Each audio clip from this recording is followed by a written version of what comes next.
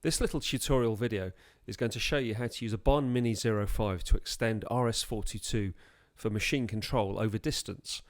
Now, although we don't use VTRs very much these days, there's still quite a lot of need for extending RS422 over distance, particularly for things like EVS control panels and other broadcast equipment, because it's a very standard control system signal.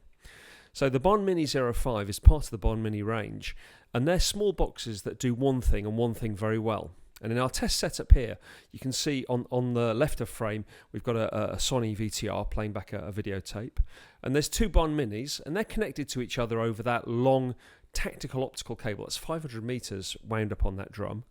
And then at the other end of the fibre, we have my laptop with a video interface providing control, RS422 control for the machine. And you can see that the two BarnMinis are extending the remote control signal over that distance.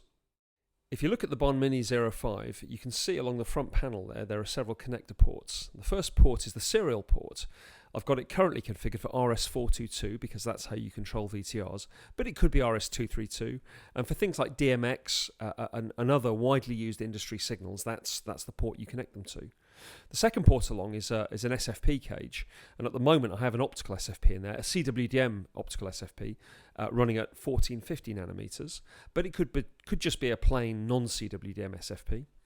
And additionally, it could also be an RJ45 SFP, and you can see I've got an RJ45 sitting on the desk just to the left of the BarnMini05. And in fact, the BarnMini05 ships with an RJ45 SFP so that you can configure the machine before you start using it. And then the last two ports, again, RJ45 ports, but in this case, they are quad GPI and GPO ports. So if you need to look for contact closures or you need to provide a relay closure for a tally or something like that, this is the way you do it. Now we can see the status page of Barn Studio, which is the configuration software from Barnfind that allows me to set up the two BarnMini05s for serial control. Now I've replaced the CWDM SFPs in the two BarnMini05s with the RJ45 SFPs that ship with the BarnMini05s, and I've got them now on the same network as this laptop.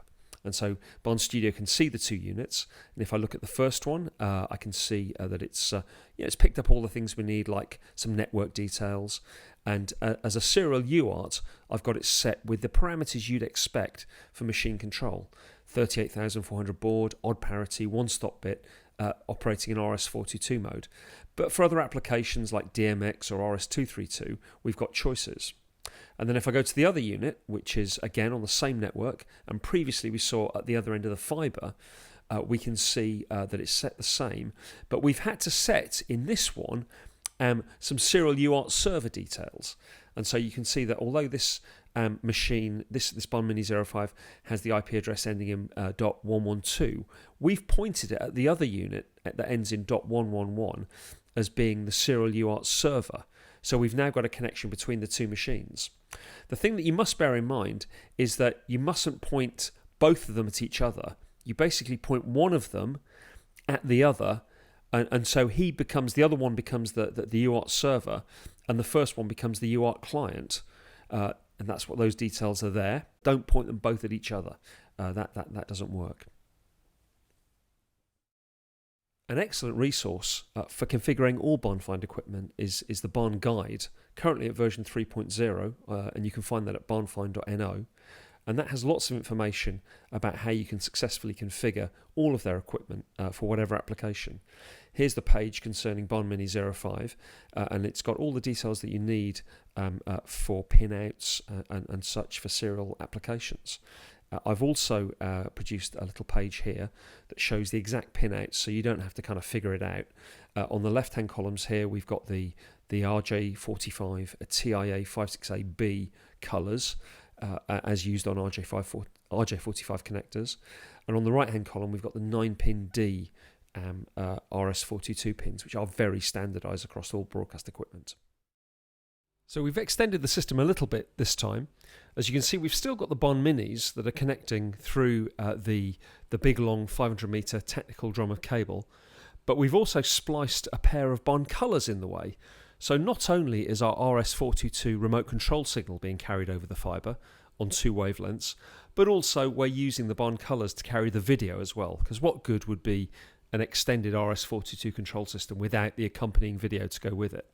So in this instance, on the left-hand side, on the top of the VTR, you can see one BON colour that's receiving video from the VTR. Its looping port, or otherwise known as the cascade port, is connected to the BarnMini05.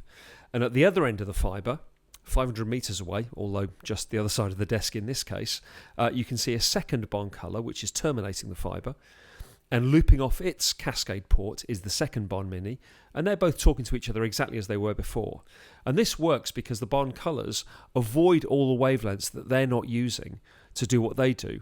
And so the BarnMinis are happily working on the wavelengths of the SFPs we've installed in them, and the BON colours are very happily working on the wavelengths that are defined by the colour of their front plate.